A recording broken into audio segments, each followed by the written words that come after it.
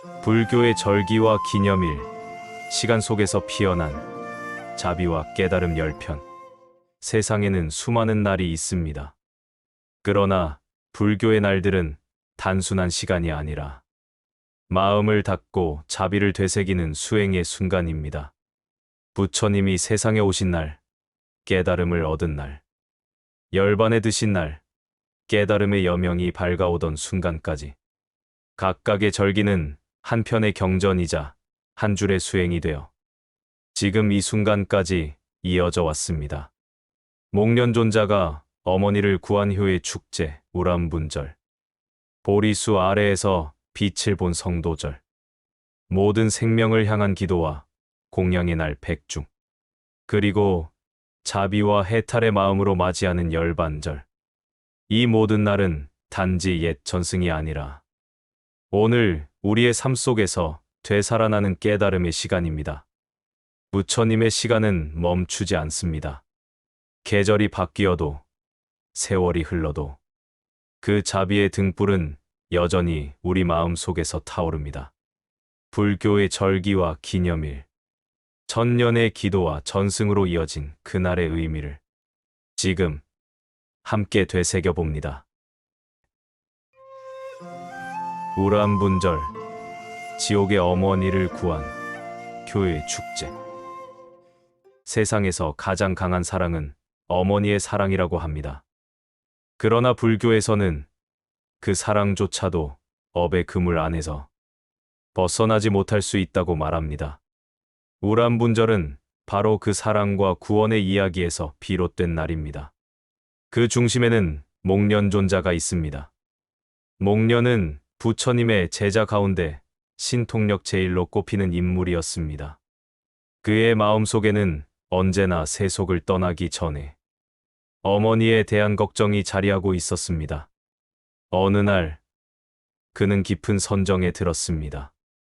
나의 어머니는 지금 어디에 계실까? 그 마음이 너무도 간절해. 목련은 천안통을 사용해 육도를 두루 살펴보았습니다.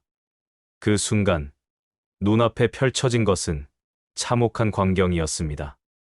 굶주림과 고통 속에서 비명을 지르는 아귀들의 세계. 그곳 한가운데 자신의 어머니가 시든 꽃잎처럼 말라버린 모습으로 고통받고 있었습니다. 그는 놀라며 다가가 물었습니다.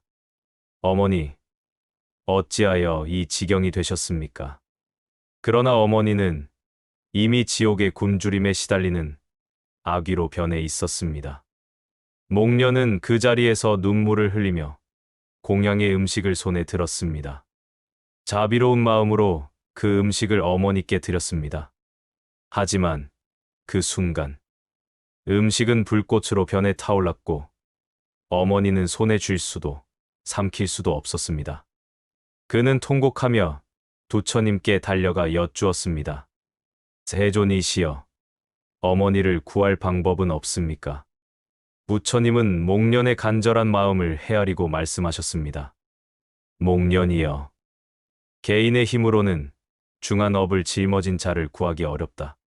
그러나 공동의 자비와 공양, 그리고 회양의 힘은 하늘과 지옥을 모두 움직인다. 부처님은 이어 말씀하셨습니다. 하한거가 끝나는 7월 15일, 사방에서 수행을 마친 비구들이 계행을 청정히 하고 마음이 가장 맑을 때다. 그날 그대는 스님들과 승가의 공양을 올려라. 그 공덕을 모든 중생과 어머니께 회양한다면 그 어둠의 사슬도 끊어질 것이다. 목련은 그 가르침대로 따랐습니다. 깨끗한 마음으로 음식을 준비하고 수행승들에게 공양을 올렸습니다. 그리고 합장하여 기도했습니다. 이 공덕이 지옥의 어머니께 미치게 하소서. 모든 존재가 굶주림과 어둠에서 벗어나게 하소서. 그날 밤 지옥의 문이 열렸다고 합니다. 목련의 어머니는 고통에서 벗어나 빛으로 떠올랐고 하늘에서는 연꽃 향기와 같은 빛이 퍼져나왔다고 전해집니다. 이 사건을 기념하여 부처님께서는 말씀하셨습니다. 모든 중생은 부모의 은혜로 태어나니 그 은혜를 갚는 것은 곧 깨달음의 길을 따르는 것이다. 그리하여 매년 음력 7월 15일 수행자들은 한거를 마친 뒤 우람분제를 열어 부모와 조상 그리고 모든 중생에게 공양을 올리는 날로 삼게 되었습니다. 이 날을 우람분절이라 부르게 된 것입니다. 우라는 산스크리트어 울람바나에서 온 말로 거꾸로 매달린 고통을 뜻합니다. 지옥 중에서도 가장 깊은 고통을 의미합니다. 부는 공양을 담은 그릇입니다. 즉, 고통받는 존재를 공양으로 구제한다는 뜻이 담겨 있습니다. 이 전통은 인도로부터 중국, 한국, 일본, 티베트에 이르기까지 불교 문화권 전반으로 널리 전해졌습니다. 한국에서는 백중이라는 이름으로 이어졌습니다. 스님들은 이 시기에 영가천도제를 열어 망자의 극락왕생을 기원하고 중생의 고통이 소멸되길 발언합니다. 하지만 그 본질은 언제나 같습니다. 내 부모만이 아니라 모든 존재의 고통을 함께 구제하라. 이것이 우람분절의 참된 정신입니다. 불교는 무소유와 출가의 종교로 알려져 있지만 그 뿌리에는 언제나 효가 있습니다. 부처님께서도 출가 후 아버지 정반왕을 교화하셨고 어머니 마야 부인을 위해 도리천에서 법을 설하셨습니다. 즉, 효란 단지 가정적인 덕목이 아니라 깨달음과 자비로 이어지는 수행의 길인 것입니다.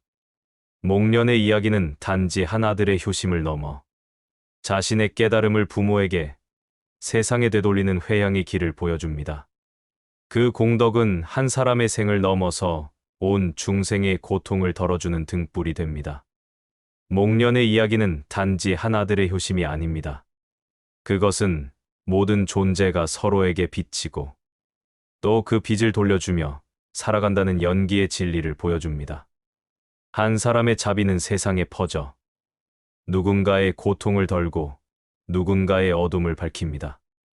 이것이 바로 공덕이 순환하는 세계, 불교가 말하는 자비의 우주입니다. 우람분절은 단지 옛 전설이 아닙니다.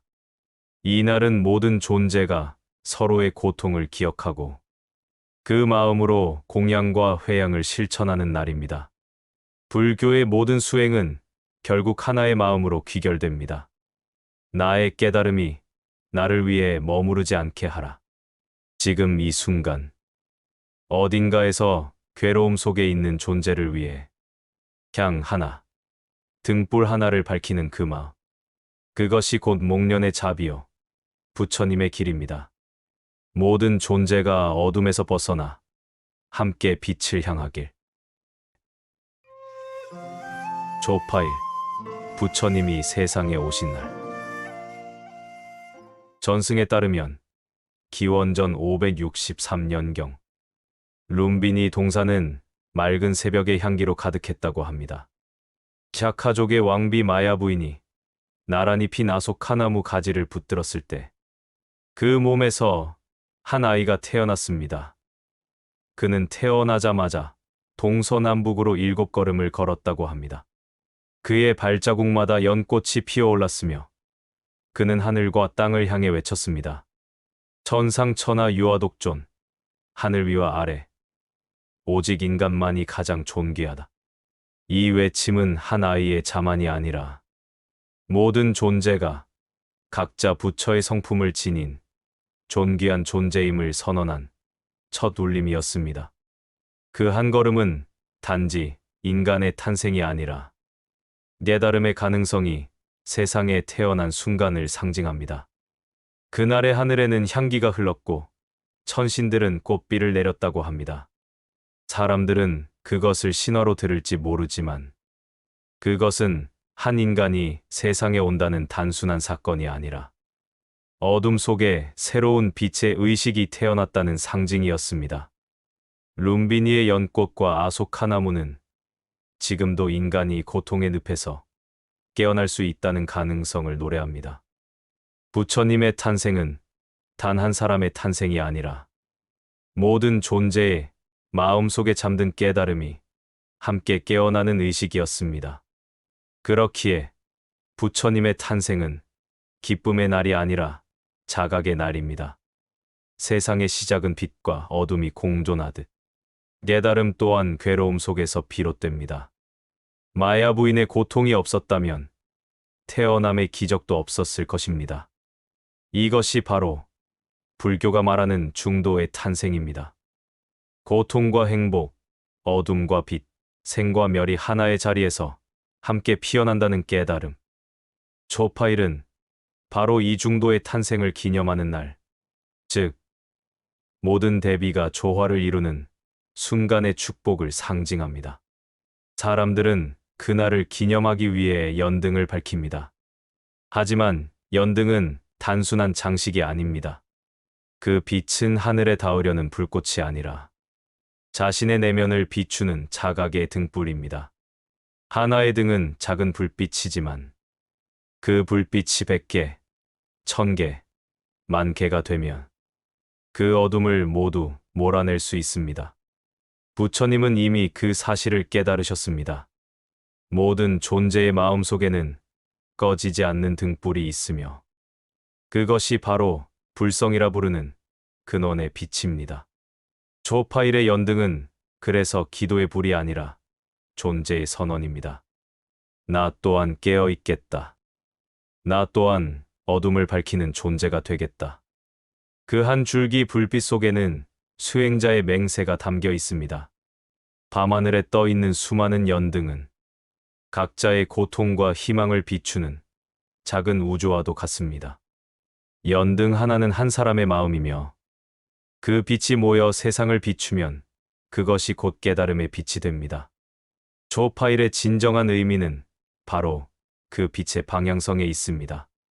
등불은 위로 향하지만 그 빛은 아래를 비춥니다. 스스로를 드러내기 위해 타는 것이 아니라 다른 이를 위해 자신을 태우는 불, 그것이 연등의 본질입니다. 그 불꽃은 탐욕의 불이 아니라 자비의 불, 번뇌의 불이 아니라 지혜의 불입니다. 이 등불은 세상을 태우지 않고 세상을 밝혀줍니다. 그리하여 초파일의 등불은 말없이 이렇게 속삭입니다. 어둠을 두려워하지 마라. 그 어둠이 있기에 내 빛이 존재한다. 초파일은 깨달음의 가능성이 인간 안에 있음을 증명한 날입니다. 하늘의 신도, 대지의 정령도 아닌 오직 인간의 의식 속에서 피어난 연꽃 같은 자각이 바로 부처의 탄생입니다. 이 세상 모든 존재는 그 자신이 이미 걸어가야 할 길, 즉 도를 품고 태어납니다. 부처님의 7걸음은 그 길 위에서 우리가 나아가야 할 첫 발자국의 상징이었습니다. 연꽃은 그 발자취를 따르며 피어났고 그 향기는 지금까지도 세상에 남아 있습니다. 그리하여 초파일은 과거의 축제가 아니라 매 순간 새로이 반복되는 내면의 탄생입니다. 우리 마음속 어둠이 걷히고 그 속에서 하나의 빛이 일어나는 순간, 그때마다 부처님은 다시 태어납니다. 초파일은 룸비니의 한순간이 아니라 매일의 한 호흡 속에서 되살아나는 자각의 기억입니다. 하늘의 등불을 밝히는 이여, 그 불빛이 당신의 마음을 비추길, 그리고 그 빛이 다른 누군가의 길이 되기를. 그것이 부처님 탄생의 진정한 의미이며 우리가 지금 이 순간 다시 등불을 켜는 이유입니다. 성도절, 깨달음의 빛이 세상을 비춘 날. 밤은 길고 침묵은 깊었습니다. 보리수 나무 아래 한 청년은 꼿꼿이 앉아 있었습니다. 그의 이름은 시달타. 모든 답을 찾아 세상의 고통을 건너고자 했던 한 인간이었습니다. 그는 이미 왕자의 신분을 버렸고 스승들을 찾아 헤맸으며 육신의 욕망을 버리고 극한의 고행으로 자신을 몰아넣었습니다. 하지만 그 어디에도 완전한 해탈은 없었습니다. 그는 깨달았습니다. 고통을 버리려는 집착조차 또 다른 고통의 씨앗임을. 그리하여 그는 결심했습니다. 이 몸이 시들어 쓰러지더라도 진리를 깨닫기 전에는 이 자리를 떠나지 않으리. 그가 그렇게 앉은 곳, 바로 보리수 아래였습니다.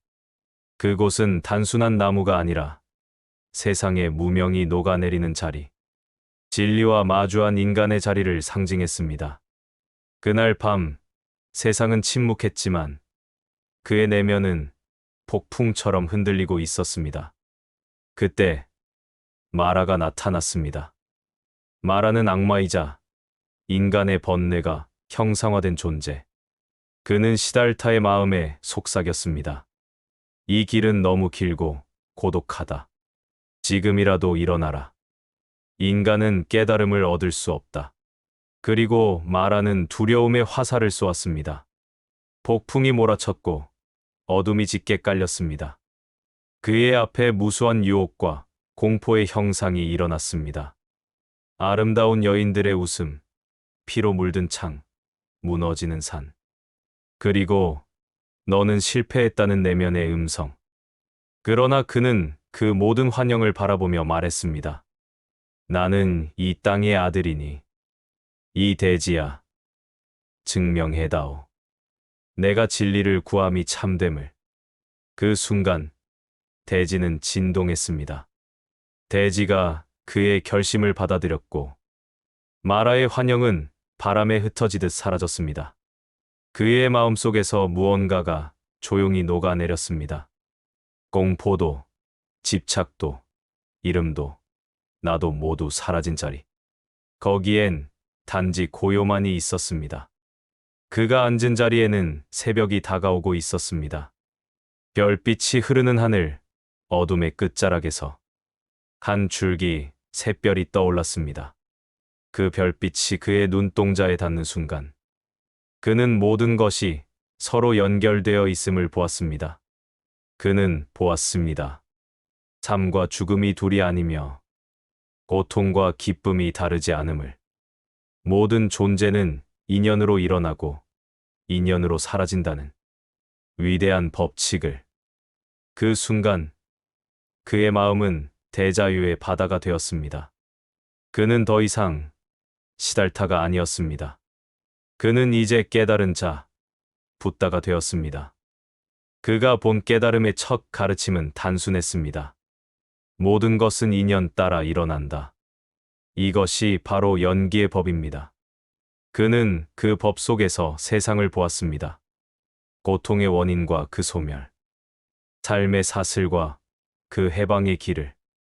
그것이 바로 훗날 사성제와 팔정도로 전해졌습니다. 그는 더 이상 세상을 미워하지 않았습니다. 그는 세상의 고통을 이해했고 그 고통 속에서도 빛을 보았습니다.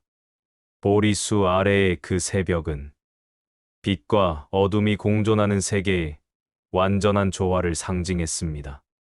깨달음은 하늘 위에 있지 않았습니다. 그는 인간으로서 육신을 지닌 채 이 대지 위에서 깨달음을 얻었습니다. 그것은 신의 기적이 아니라 마음의 자각이 일으킨 빛의 사건이었습니다. 깨달음이란 세상을 떠나는 것이 아니라 세상 속에서 진리를 보는 눈을 얻는 일. 그는 세상을 버리지 않고 세상을 포용함으로써 해탈에 이르렀습니다. 그날 이후 보리수는 단지 나무가 아니라 진리의 상징, 마음의 거울이 되었습니다. 많은 제자들이 그 나무 아래서 참선했고 수많은 세대의 사람들이 그 자리를 찾아와 기도했습니다. 그들은 알고 있었습니다. 깨달음은 먼 곳이 아니라 자신의 마음속에도 그 자리 그대로 존재한다는 것을. 부처님이 본 별빛은 하늘의 별이 아니라 마음속에 이미 떠 있었던 별빛이었습니다. 그것이 바로 지혜의 빛이며 그 빛이 세상에 비춘 날이 바로 성도절입니다. 깨달음은 말로 표현될 수 없고 기록될 수도 없습니다. 그것은 한순간의 무한한 깨달음. 모든 이분법이 사라진 자리의 침묵입니다. 그래서 그 새벽의 장면은 늘 이렇게 전해집니다. 바람 한 줄기, 별 하나, 그리고 미소. 그 순간 세상은 여전히 어둡지만 그 어둠은 더 이상 두려움이 아니었습니다. 그 어둠조차 진리의 일부였기 때문입니다.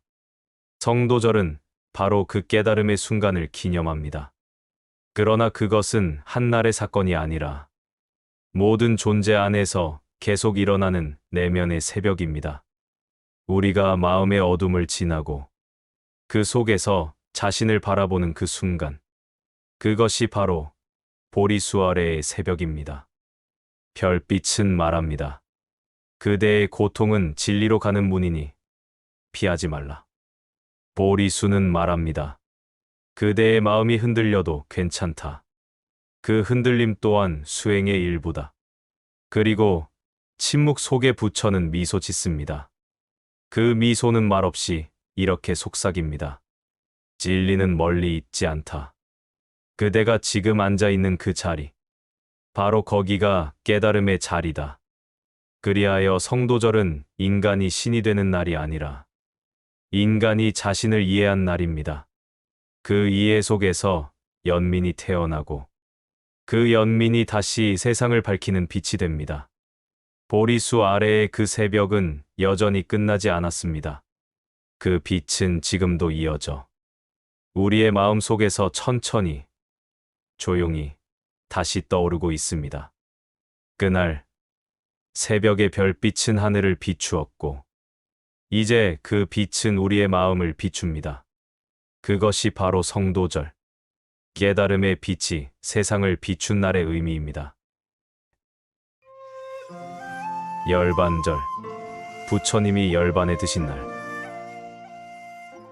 세상은 봄의 빛으로 물들어 있었으나 한 시대의 빛은 저물고 있었습니다. 그날 코살라국 근처의 구시나라, 그곳의 숲길 끝에는 두 그루의 사라쌍수가 서 있었습니다. 그 잎들은 계절을 거슬러 하얗게 피어 있었고 그 아래에 부처님께서 마지막으로 머무르셨습니다. 그는 이미 육신의 병고를 알고 계셨습니다. 몸은 쇠약했으나 마음은 청정했습니다. 제자들은 주변을 둘러싸고 울고 있었고 바람은 조용히 불어와 그 잎사귀들을 흔들었습니다. 그 소리는 마치 마지막 설법을 들려주는 듯했습니다. 그때 부처님은 조용히 말씀하셨습니다. 모든 것은 변한다. 게으르지 말고 정진하라. 이것이 그분의 마지막 말씀. 열반경에 전해지는 최후의 가르침입니다. 그 말은 단지 죽음을 앞둔 유언이 아니었습니다. 그것은 존재의 법칙, 모든 생명의 진실을 드러내는 한 문장이었습니다. 그동안의 길은 길었습니다. 보리수 아래에서 깨달음을 얻은 그날로부터 수십 년간 그는 사람들과 함께 걸었습니다. 왕궁에서도, 마을에서도, 들판에서도. 그의 발걸음은 언제나 괴로움 속에 사람들을 향해 있었습니다. 그러나 이제 그 길의 끝이 다가왔습니다. 그는 마지막으로 제자들에게 말했습니다. 나는 이미 모든 길을 걸었고 남은 것은 너희의 수행뿐이다. 그는 결코 신의 죽음을 말하지 않았습니다. 그가 말한 열반은 소멸이 아니라 완전한 자유의 상태였습니다. 욕망도, 집착도, 괴로움도 사라진 자리. 그날 밤 달빛은 사라쌍수 위로 내려앉았고 잎사귀들은 바람에 흩날리며 마치 하얀 눈처럼 떨어졌습니다. 제자들은 아무 말도 하지 못했습니다. 부처님은 오른쪽으로 몸을 기울여 누우셨습니다. 이 자세는 사자와 같은 자세라 불립니다. 세상의 모든 것을 담담히 받아들이는 자세였습니다. 그는 눈을 감고 천천히 호흡을 고르며 제자들을 불렀습니다. 아난다야. 가장 오래 곁에 있던 시자 아난다는 눈물을 흘리며 다가왔습니다. 스승이시여, 저희는 이제 무엇을 의지해야 합니까? 부처님은 고요한 음성으로 대답했습니다. 그대들은 스스로를 등불로 삼고 법을 등불로 삼아라. 다른 것에 의지하지 말라. 그 말씀은 부처님 이후의 세대를 위한 선언이었습니다. 스승이 떠나더라도 법은 사라지지 않는다. 진리는 외부에 있지 않고 각자의 마음 안에 있다. 그 순간 숲은 깊은 침묵에 잠겼습니다. 밤하늘은 별빛으로 가득했지만 그 별빛마저 멀리서 흐릿하게 흔들렸습니다.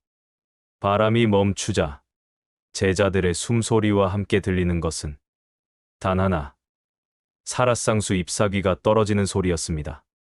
그 잎사귀 하나하나가 마치 생멸의 법칙을 속삭이는 듯했습니다. 태어난 것은 반드시 사라지고 모인 것은 반드시 흩어진다. 그 단순한 진리가 그날 밤 세상을 가득 채웠습니다. 새벽녘 먼 하늘에서 붉은 빛이 비쳤습니다. 그때 부처님의 얼굴에는 미소가 피었습니다. 그 미소는 두려움이 아닌 평화의 미소였습니다. 그는 마지막으로 숨을 내쉬며 생사의 바다를 건넜습니다. 그 순간 숲속의 모든 것은 잠시 멈춘 듯했습니다. 사라쌍수의 꽃잎이 한꺼번에 떨어졌고 하늘은 눈부신 흰 빛으로 물들었습니다. 제자들은 울지 못했습니다. 그들은 단지 고개를 숙였습니다. 그 고요함 속에서 부처님의 미소가 여전히 살아 있었기 때문입니다. 불교의 경전은 이 장면을 단지 죽음으로 그리지 않습니다. 그것은 법이 완전히 드러난 순간, 삶과 죽음의 경계가 사라진 자리로 묘사됩니다. 열반이란 사라지는 것이 아니라 모든 분별이 녹아내린 완전한 평등의 상태. 그곳에는 나와 너, 삶과 죽음의 구분이 없습니다. 바람은 부드럽고 시간은 멈춘 듯 흐르며 진리는 언어 없이 존재합니다. 아난다는 울면서도 말했습니다. 스승이시여, 저희는 다시 뵙고 싶습니다. 그 말에 대지의 끝자락에서 울음 같은 바람이 일었습니다. 그것은 슬픔의 소리가 아니라 전해지는 생명의 바람이었습니다.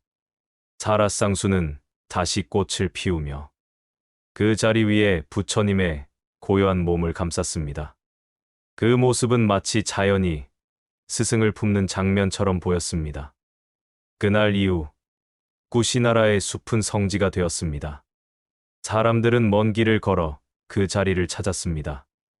누군가는 눈물로 절했고 누군가는 미소로 그 이름을 불렀습니다. 그들은 알았습니다. 열반은 슬픔이 아니라 진리를 완성하는 순간임을. 부처님은 생전에 말씀하셨습니다. 나의 몸은 사라질지라도 내가 설한 법은 영원히 머무르리. 그 말씀대로 육신은 사라졌지만 법의 등불은 꺼지지 않았습니다. 그 가르침은 제자들의 마음 속에서 그리고 후대의 세상 속에서 계속 타올랐습니다.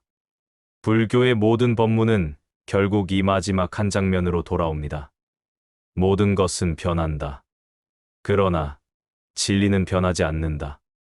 이것이 바로 무상의 가르침입니다. 그날 밤 이후 사람들은 죽음을 두려움이 아닌 진리의 통과의식으로 보게 되었습니다. 삶의 마지막조차 수행의 일부, 깨달음의 연속이었습니다. 그래서 불교에서 열반절은 슬픔의 날이 아닙니다. 그것은 진리의 완성을 기리는 날입니다. 사라쌍수 아래에서 세상의 소리가 멎고 바람은 부드럽게 잎을 스쳤습니다. 그 자리에는 말이 없었습니다. 하지만 그 침묵은 세상의 모든 설법보다 깊었습니다. 그 침묵 속에서 들려오는 한 가지 진리. 모든 것은 변한다. 그 말은 허무가 아니라 생명의 흐름이었습니다. 피고, 지고, 다시 피는 모든 존재의 순환. 그 변화 속에서 부처님은 완전한 평화를 보셨습니다. 사라쌍수의 흰 꽃은 지금도 피고 집니다. 시간은 흘렀지만 그 숲의 고요함은 변하지 않았습니다. 그 자리에는 더 이상 부처님의 형상은 없지만 그 가르침은 여전히 바람처럼 머무릅니다. 그 바람은 오늘도 속삭입니다. 모든 것은 변하지만 진리를 향한 길은 언제나 이어진다. 그것이 바로 열반절.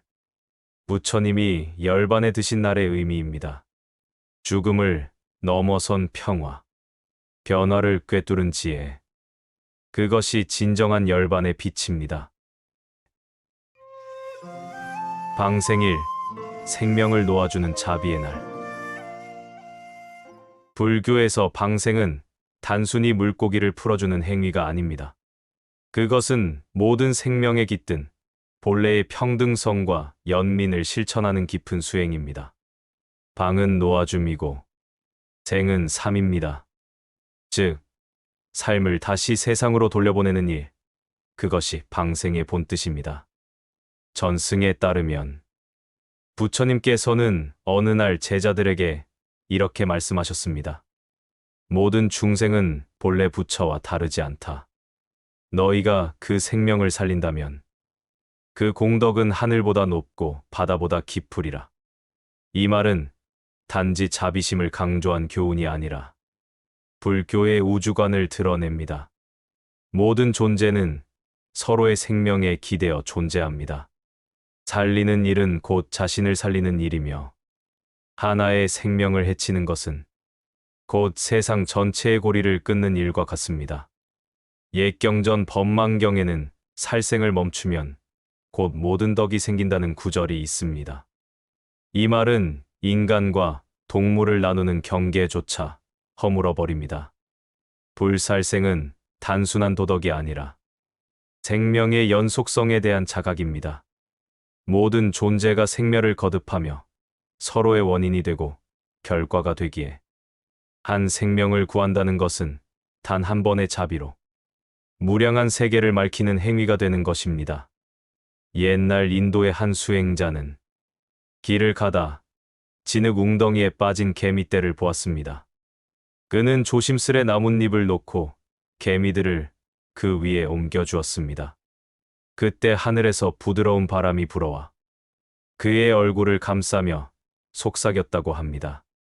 작은 자비 하나가 천만 생명을 살리는구나. 그는 그 일을 잊지 않았습니다. 그의 이름은 알려지지 않았지만 그 마음은 이후 방생의 전통으로 이어졌다고 전해집니다. 또 한 전승에서는 한 스님이 기근의 해에 굶주린 새들을 위해 곡식을 나누었다고 합니다. 제자들이 물었습니다. 스님, 저 새들이 그 곡식을 먹고 죽을지도 모르는데 왜 주십니까? 스님은 조용히 답했습니다. 그들이 죽어도 배부른 채로 죽게 하라. 그것이 자비이다. 그 말은 오늘날까지 방생의 본뜻을 전해줍니다. 살려내는 것이 자비라면 죽음을 품는 것도 자비입니다. 중생의 생멸은 막을 수 없지만 그 순간에도 연민의 마음으로 감싸는 것이 불교의 자비관입니다. 자바함경에는 부처님께서 우연히 사냥꾼을 만나는 장면이 있습니다. 사냥꾼이 활을 당기자 부처님은 조용히 말씀하셨습니다. 그 화살은 내 몸에서 나간 것이 아니라 내 마음에서 나간 것이다. 그 말에 사냥꾼은 활을 놓고 땅에 엎드렸다고 합니다. 살생은 몸의 행위가 아니라 마음의 행위임을 일깨워 주신 것입니다. 불교에서 모든 생명은 업의 흐름 속에 연결되어 있습니다. 바람이 불고 비가 내리고 씨앗이 싹트는 모든 과정이 생명의 순환이자 윤회의 표현입니다. 방생은 이 흐름 속에 개입하여 고통의 흐름을 끊고 생명의 방향을 되돌리는 의식입니다. 그러므로 그것은 단순한 행위가 아니라 세상의 고리를 거꾸로 돌리는 지혜의 실천이라 할 수 있습니다. 방생의 행위에는 늘 공양이 따릅니다. 누군가의 목숨을 살릴 때 그 생명에게도 다시 삶의 공덕을 회양하는 것입니다.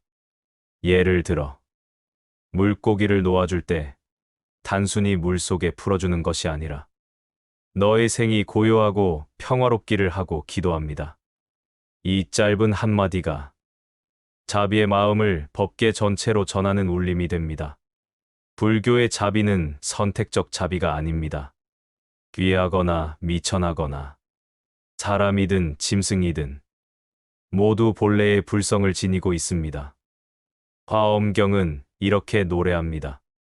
하나의 먼지 속에도 삼천세계가 있다. 즉, 한 생명 속에 온 우주가 깃들어 있습니다. 따라서 한 생명을 살린다는 것은 하나의 우주를 살려내는 일과 같습니다.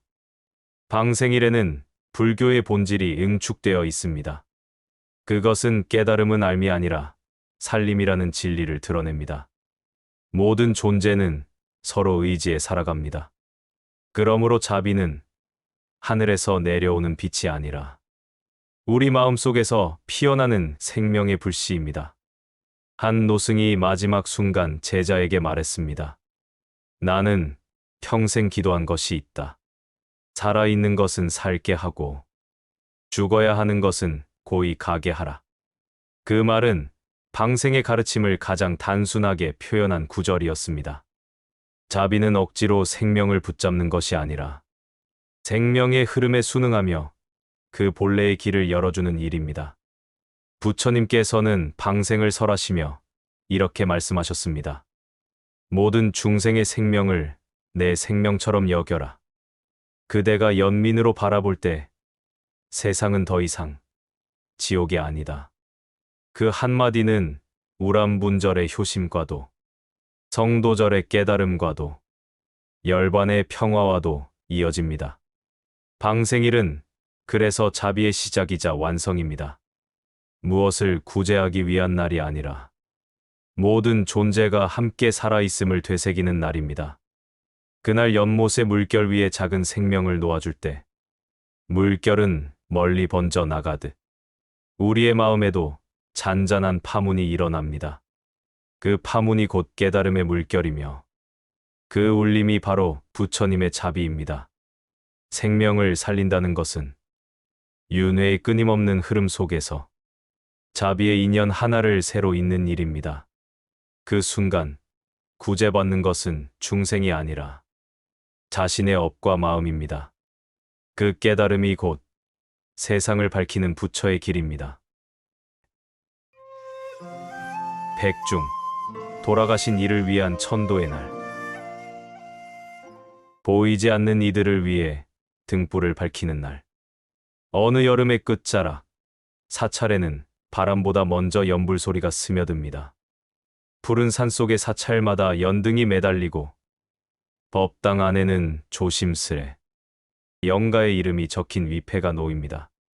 이 날이 바로 백중, 돌아가신 이들을 위로하고 천도를 기원하는 불교의 날입니다. 백중의 뿌리는 인도 불교의 우람분절에 닿아 있습니다. 불교 경전 우람분경에는 목련존자가 지옥에 떨어진 어머니를 구하려 한 이야기가 전해집니다.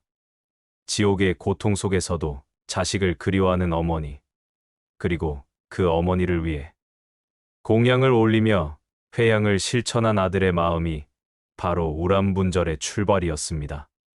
하지만 시간이 흐르며 이 가르침은 단순한 효의 실천에서 모든 중생을 위한 보편적 자비의 의례로 확장되었습니다.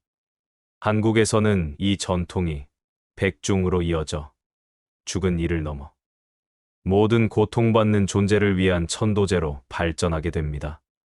백중이란 음력 7월 15일, 농부들이 한 해의 수확을 점치며 잠시 쉬어가던 중원절에서 유래했습니다. 하지만 불교에서는 이 시기를 3개의 문이 열리는 날로 여겨 지옥, 악귀, 축생의 중생들까지 해탈의 기회를 얻는 자비의 시기로 전했습니다. 그래서 이날은 단지 조상 제사나 추모의 날이 아니라 모든 생명의 고통이 사라지기를 발언하는 날이 되었습니다. 산 자가 죽은 자를 위해 공양을 올리는 것이 아니라 살아있는 이의 마음이 스스로를 정화하는 수행의 행위로 변한 것입니다. 천도란 단순히 죽은 이를 위해 기도하는 것이 아닙니다. 그 말의 본뜻은 건너게 하다입니다. 고통의 강을 건너 윤회의 사슬을 벗어나게 하는 것. 그것이 바로 불교적 천도의 본질입니다. 백중의 법회에서는 영가만이 아니라 세상을 떠난 모든 존재에게 향과 꽃, 음식, 연불을 올립니다. 그러나 그 공덕은 반드시 돌려보내는 회향으로 마무리됩니다. 이 공덕을 나만이 아니라 모든 중생에게 돌립니다. 이 회향의 정신이야말로 불교가 말하는 진정한 자비의 실천입니다. 한국의 사찰에서는 백중을 맞아 영가천도제가 열립니다. 법당 앞에는 수많은 영가들의 이름이 적힌 패가 놓이고 스님들은 북과 목탁을 두드리며 천도진언을 염송합니다. 그 소리는 단지 망자를 위한 노래가 아니라 살아있는 우리 모두의 속죄와 정화를 위한 울림이 됩니다. 강가에 띄워보내는 연등, 강물 위에 놓인 공양의 그리고 합장한 이들의 눈빛 속에서 불교의 죽음은 끝이 아니라 다시 이어지는 삶의 흐름으로 이해됩니다. 그것은 윤회의 세계를 긍정하는 동시에 그 안에서 깨달음으로 나아가는 길이 있음을 믿는 신심입니다. 백중은 단지 돌아가신 이를 위한 날이 아닙니다. 그 의미를 더 깊이 들여다보면 우리가 살아있음 자체가 수많은 인연의 덕분임을 깨닫게 합니다. 조상공경은 단순한 전통이 아니라 존재가 서로에게 기대어 살아간다는 불교적 인연의 철학을 드러냅니다. 그러므로 백중의 기도는 이렇게 확장됩니다. 나의 조상뿐 아니라 세상 모든 존재가 함께 해탈하기를. 그것이 바로 자비의 완성이고 부처의 마음입니다. 백중의 밤, 사찰마다 수천 개의 등불이 켜집니다. 그 불빛은 망자의 길을 비추는 것이자 우리의 마음 속 어둠을 밝히는 자비의 상징입니다. 불교에서 죽음은 사라짐이 아닙니다. 다만 다른 세계로의 건너감, 그리고 새로운 깨달음의 시작일 뿐입니다. 그러므로 우리는 오늘도 향을 피우고 등불을 밝힙니다. 그 빛이 모든 중생의 길을 비추길 발언하며 그 속에서 다시 한번 부처님의 말씀을 되새깁니다. 모든 존재가 고통의 어둠을 건너 지혜의 빛 속에서 다시 만나길 바랍니다. 자비의 날, 모든 생명을 위해 기도하는 날.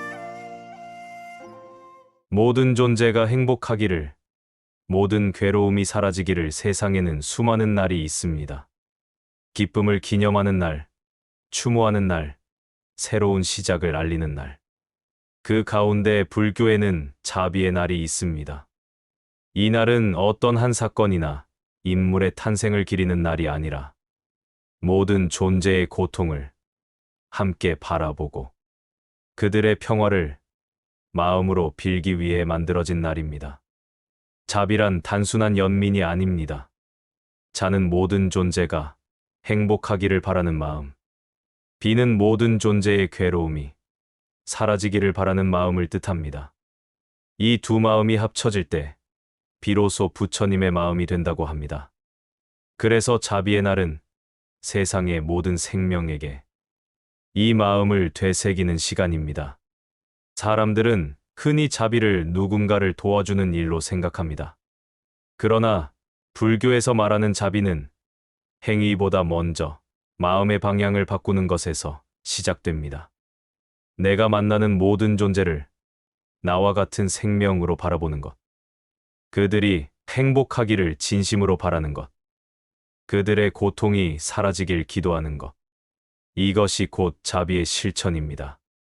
법구경에는 이런 말씀이 있습니다. 자비로운 이는 칼날 속에서도 향기를 피운다. 즉, 세상이 거칠고 냉혹하더라도 자비의 마음을 품은 이는 그 안에서도 향기를 내뿜는다는 뜻입니다. 자비의 날은 그 향기를 마음속에서 피워 올리는 날입니다. 침묵 속에서도 기도하고 혼자 있어도 연민을 잊지 않으며 멀리 떨어진 존재에게조차 축복을 전하는 날입니다. 자비의 날에는 전통적으로 살생을 금합니다. 하지만 그 의미는 단순히 동물을 죽이지 않는 것에 머물지 않습니다. 살생을 멈춘다는 것은 내 안의 폭력을 멈추는 것을 의미합니다. 무심코 내뱉는 말로 상처 주는 마음, 이기심으로 남을 밀어내는 마음, 경쟁 속에서 타인을 짓밟는 마음. 이 모든 것이 생명을 해치는 행위입니다. 자비의 날은 그러한 내면의 폭력을 멈추고 대신 온유한 시선을 세상에 보내는 날입니다. 바람을 바라보며 그대도 고생이 많구나 하고 속삭이고, 길가의 풀 한 포기를 보며 그대도 살아있구나 하고 미소 짓는 것. 그것이 바로 자비의 수행입니다. 부처님께서는 말씀하셨습니다. 자신을 사랑하듯 남을 사랑하라. 이 말씀은 자비의 출발점을 분명히 보여줍니다. 자비는 결코 먼 곳에서 시작되지 않습니다. 내 안에 평화가 없으면 세상의 평화를 전할 수 없습니다. 내가 나를 미워한다면 타인의 고통 앞에서 진심으로 눈물 흘릴 수 없습니다. 그러므로 자비의 날은 먼저 자신을 용서하는 날이기도 합니다. 지나온 삶에서의 실수와 상처를 가만히 바라보고 그것을 탓하지 않고 끌어안는 것. 그 마음이 차츰 넓어져 타인과 세상으로 흘러갈 때 그것이 바로 자비의 완성입니다. 옛 스님들은 자비의 날에 다음과 같은 기도를 올렸다고 합니다. 한 벌레라도 두려워하지 않게 하소서. 한 나뭇잎이라도 상처받지 않게 하소서. 모든 이가 행복하길, 모든 괴로움이 사라지길. 이 기도는 단순한 바람이 아니라 존재 전체를 향한 축복의 선언이었습니다. 자비는 언어로서의 기도가 아니라 세상에 대한 태도이기 때문입니다. 그 마음이 강물처럼 흘러 보이지 않는 곳까지 닿을 때 그곳에서 또 하나의 생명이 미소 짓습니다. 그 미소가 다시 나에게 돌아와 세상 전체를 부드럽게 물들입니다. 자비의 날은 우리에게 이렇게 묻습니다. 그대의 마음은 지금 어디에 머무르고 있는가? 자비는 거창한 공덕이 아니라 순간순간에 깨어있는 마음의 선택입니다. 화를 낼 수도 있는 자리에서 미소 짓는 것. 비난할 수도 있는 순간에 침묵하는 것. 그 모든 순간이 바로 자비의 실천입니다. 자비의 날은 세상의 모든 존재에게 그리고 나 자신에게 전하는 약속과도 같습니다. 오늘만큼은 누구도 다치지 않게 하겠노라고. 오늘만큼은 마음속에서 증오의 불씨를 끄겠노라고. 그 다짐 속에서 불교의 가장 근본적인 가르침. 모든 생명은 하나다라는 진리가 다시 피어납니다. 자비는 외부의 보시보다 더 깊은 수행입니다. 그것은 자신을 정화하고 세상을 밝히는 길입니다. 그러니 오늘 자비의 날에는 누구도 해치지 않고 누구도 미워하지 않으며 단 한순간이라도 모든 생명이 평화롭기를 마음에 담아보세요. 그 마음이 바로 부처님의 마음이며 그 기도가 곧 세상을 살리는 향기가 됩니다. 모든 존재가 행복하기를, 모든 괴로움이 사라지기를. 이것이 곧 자비의 길입니다. 삼보일, 부처, 법, 승에게 귀의하는 날. 부처를 스승으로, 법을 길로, 승을 동반자로 삼는다. 불교의 모든 가르침의 중심에는 세 가지 보배가 있습니다. 그것이 바로 삼보, 불법승입니다. 삼보일은 이 세 가지 보배에 귀의하고 그 의미를 다시 새기는 날입니다. 이 날은 단순히 절에 가서 예불을 올리는 날이 아니라 나의 삶을 어디에 기대고 살아가고 있는가를 깊이 성찰하는 날입니다. 불교의 신앙은 외적인 제사나 신비한 기도보다 마음의 귀의에서 시작됩니다. 삼보 가운데 첫째는 부처입니다. 부처란 이름은 단순한 인격이 아니라 깨어난 이를 뜻합니다. 무명의 잠에서 깨어 세상을 있는 그대로 보는 자. 삼보일에 불에 귀의한다는 것은 단지 석가모니 한 사람을 숭배하는 것이 아닙니다. 그것은 나도 그와 같은 깨어있는 존재가 되겠다는 서원입니다. 법 화경에는 이렇게 설해집니다. 모든 중생은 본래 부처의 성품을 지니고 있다. 부처님은 인간과 신을 초월한 존재가 아니라 인간이 지닐 수 있는 가장 완전한 가능성의 시현이었습니다. 그가 깨달은 것은 인간이 도달할 수 없는 이상이 아니라 누구나 도달할 수 있는 그대로의 진리였습니다. 그러므로 불에 귀의한다는 것은 어디선가 외부의 신적 힘을 찾는 것이 아니라 자신 안에 본래 면목을 일깨우는 일입니다. 즉, 부처님께 귀의한다는 것은 부처님처럼 깨어있는 마음을 스스로 다짐하는 것입니다. 삼보 가운데 둘째는 법입니다. 법이란 단순히 경전이나 교리의 내용이 아닙니다. 그것은 세상의 모든 현상이 따르는 이치, 존재가 변화하고 이어지는 법칙 그 자체를 뜻합니다. 부처님은 진리를 새로 만든 분이 아닙니다. 그분은 진리를 발견하고 깨달아 그 길을 다른 이들에게 보여주신 분입니다. 법구경에는 이렇게 말합니다. 법은 물이 흐르듯, 불이 타듯, 바람이 움직이듯 스스로 그러한 것이다. 이 말은 진리가 인간의 의지나 종교적 신념에 의해 만들어지는 것이 아니라 세상의 근원적 질서라는 뜻입니다. 누군가가 믿든 믿지 않든 그 법은 늘 흐르고 있습니다. 법에 귀의한다는 것은 그 흐름에 거슬러 싸우지 않고 그대로 따르며 조화롭게 살아가겠다는 맹세입니다. 고통이 오면 그것도 법의 일부로 받아들이고 기쁨이 와도 집착하지 않으며 무상과 연기의 이치를 따라 살아가는 것. 그것이 곧 법을 따르는 삶입니다. 삼보의 셋째는 승, 즉 공동체입니다. 승가는 단순히 출가한 스님들의 집단이 아닙니다. 그것은 진리를 향해 함께 걸어가는 모든 이들의 모임, 즉 수행자들의 공동체를 뜻합니다. 부처님은 홀로 깨달았지만 홀로 살지 않으셨습니다.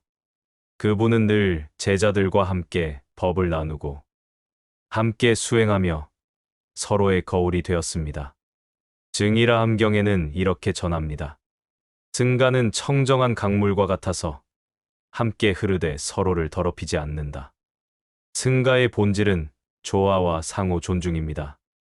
누구도 우위에 서지 않고 모두가 부처님의 제자로서 평등하게 수행하는 공동체. 그래서 불교에서는 혼자만의 깨달음은 참된 깨달음이 아니다라고 말합니다. 법은 나눌 때 밝아지고 지혜는 함께할 때 완전해집니다.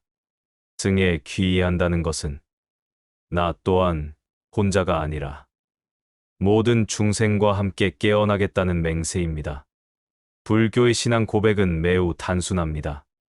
나는 부처님께 귀의합니다. 나는 법에 귀의합니다. 나는 승가에 귀의합니다.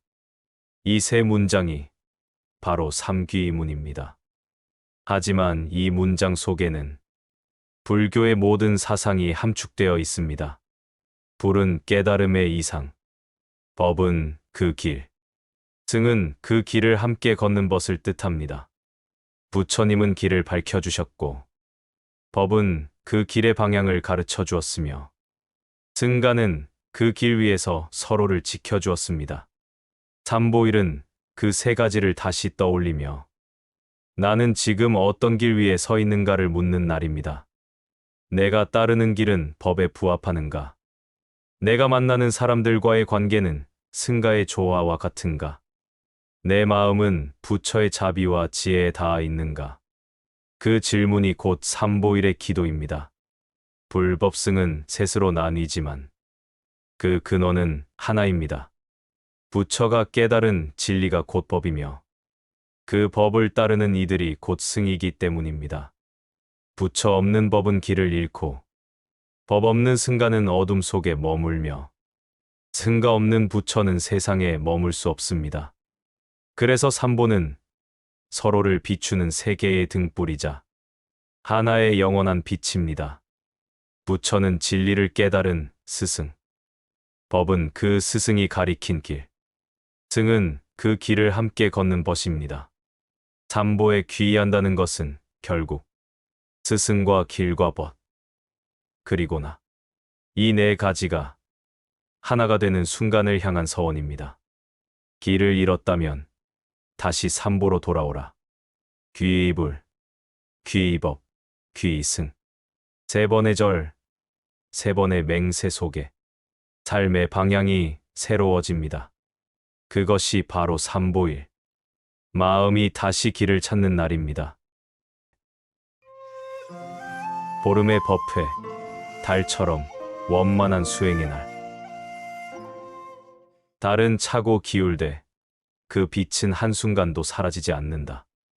불교에서 달은 단순한 자연의 존재가 아닙니다. 그것은 지혜와 자성, 그리고 원만을 상징하는 거울 같은 존재입니다. 밤하늘에 떠오른 둥근 달은 중생의 마음을 비추는 깨달음의 상징으로 오랫동안 노래되어 왔습니다. 보름의 법회, 즉 만월회는 그 달빛 아래에서 수행을 되새기고 마음을 정화하는 날이었습니다. 이 법회는 시간의 흐름 속에서도 변치 않는 법의 상징으로 이어져 왔습니다. 불교에서 달은 변화 속의 불변을 보여주는 상징입니다. 밤마다 모양이 바뀌지만 그것은 달이 변하는 것이 아니라 그 빛을 가리는 구름과 그림자가 다를 뿐입니다.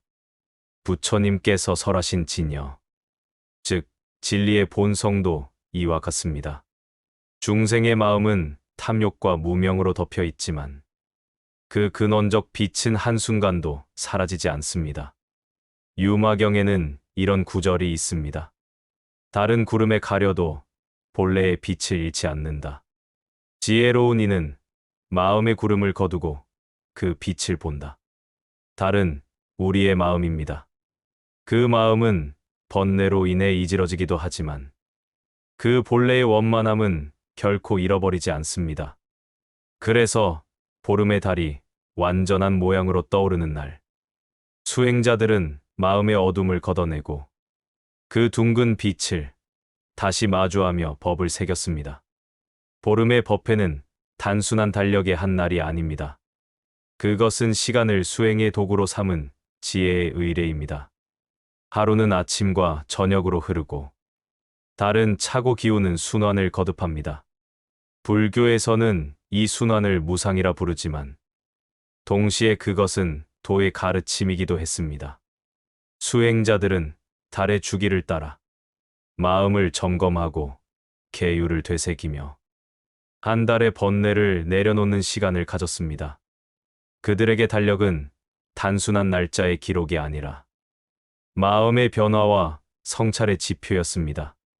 보름의 법회는 시간이 단순히 흘러가는 것이 아니라 되풀이 속에서 성장하는 원형의 수행임을 보여줍니다. 그 순환은 단순한 반복이 아니라 한 걸음 더 깊어진 마음의 회양이었습니다. 초승의 달은 수행의 시작입니다. 빛은 약하지만 분명히 세상을 비추기 시작합니다. 이것은 깨달음의 씨앗이 움트는 순간을 뜻합니다. 반달은 정진의 상징입니다. 빛이 점점 커지는 것은 수행의 힘이 자라나는 모습입니다.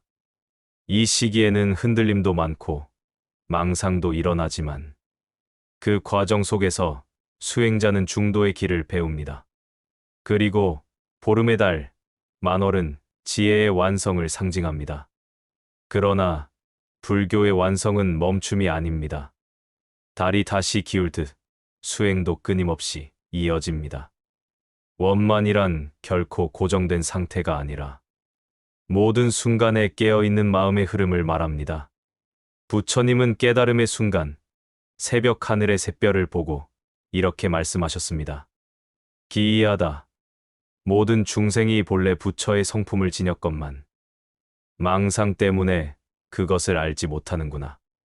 그 말씀은 달이 항상 있었지만 우리가 그것을 보지 못했던 것과 같습니다.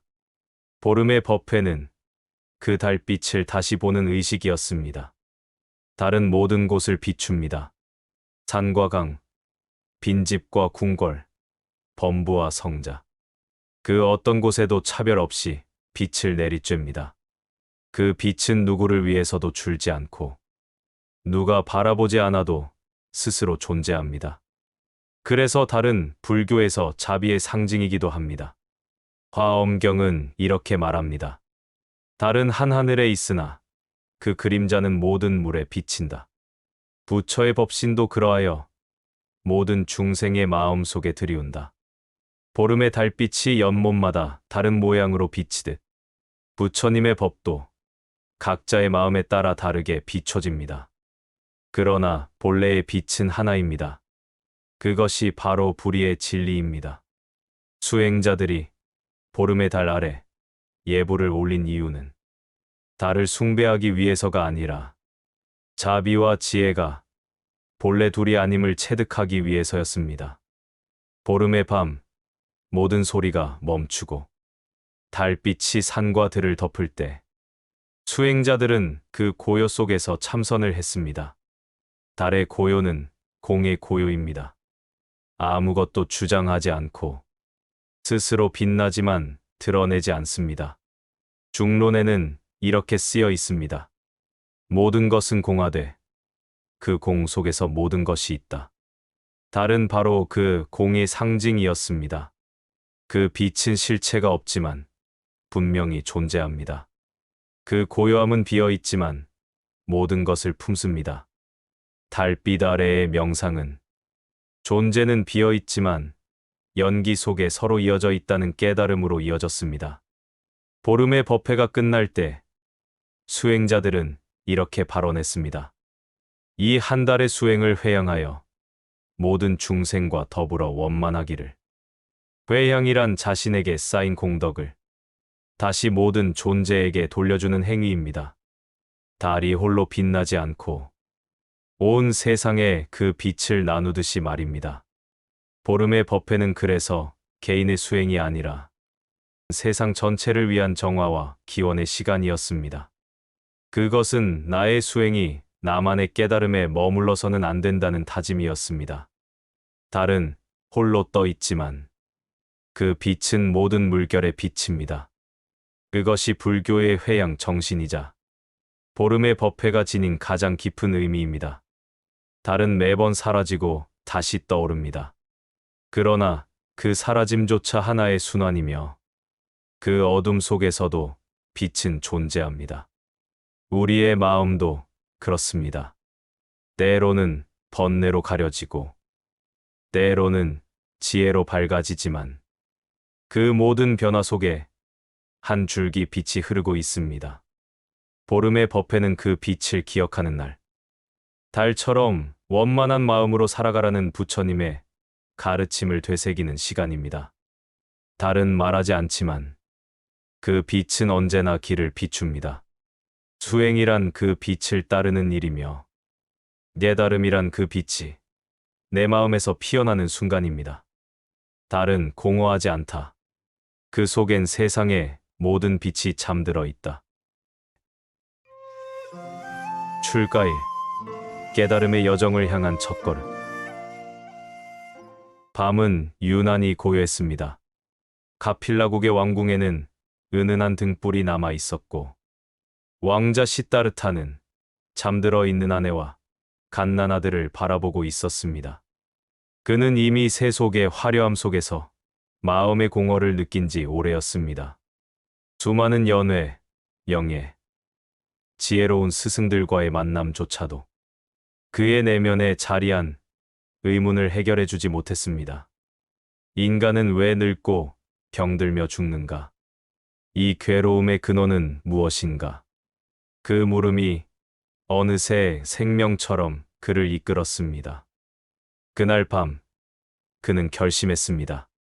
왕자로서의 삶, 아버지로서의 책임, 그리고 인간으로서의 모든 애착을 뒤로하고 떠나기로. 그는 조용히 머리를 숙였습니다. 잠들어 있는 아내의 발치에 이마를 대며 마지막 작별을 고했습니다.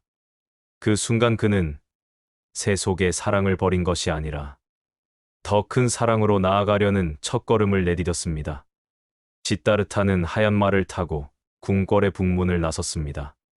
밤하늘에는 별빛이 흩어졌고 그 길은 인간의 욕망과 집착을 벗어나는 길이었습니다.